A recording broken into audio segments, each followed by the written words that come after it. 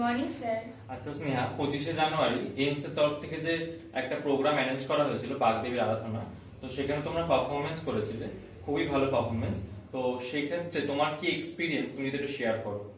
Sir, আমি স্নেহা পাল, আমি কাঁচনপাড়া AIIMS ইনস্টিটিউটের একজন স্টুডেন্ট। এবং 25শে জানুয়ারি যে একটা গ্র্যান্ড প্রোগ্রাম হয়েছিল, এখান থেকে যে আয়োজন করা হয়েছিল, সেখানে আমি বাংলা ধাঁচের একটা সাঁওতালিয়ানা আমরা সবাই মিলে নৃত্যের মাধ্যমে তুলে ধরতে চেয়েছিলাম এবং আমরা খুবই আনন্দ উপভোগ করেছি। আচ্ছা পিঙ্কি, 25 তারিখ যে প্রোগ্রাম হয়েছিল এইমস এর তরফ থেকে, সেখানে তুমি পারফরমেন্স করেছিলে, তো তার পেছনে কিভাবে তোমরা তৈরি হয়েছিলে সেটা এক্সপিরিয়েন্স শেয়ার করো সবার সঙ্গে। অবশ্যই স্যার, গত 25শে জানুয়ারি যে গ্র্যান্ড সেলিব্রেশন আমাদের এইমস থেকে হয়েছিল, সেটাই আমি পার্টিসিপেট করেছিলাম। তো গত 3 মাস ধরে আমাদের স্যার এবং ম্যাম আমাদের যে পরিশ্রমটা করিয়েছেন এবং তুলিয়েছেন, খুব মজা করে করেছি এবং অনেক হাসি ঠাট্টা তার সাথে করেছি এবং স্যার ম্যামরা প্রচণ্ড ভালো হাতে ধরে ধরে সব শেখান।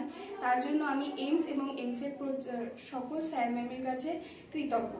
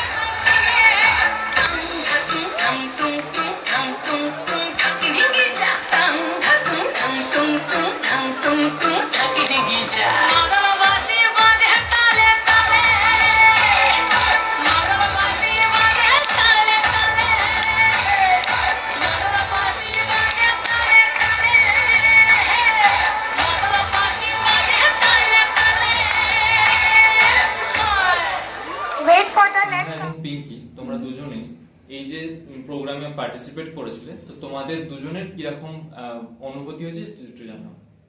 অবশ্যই স্যার জানাবো।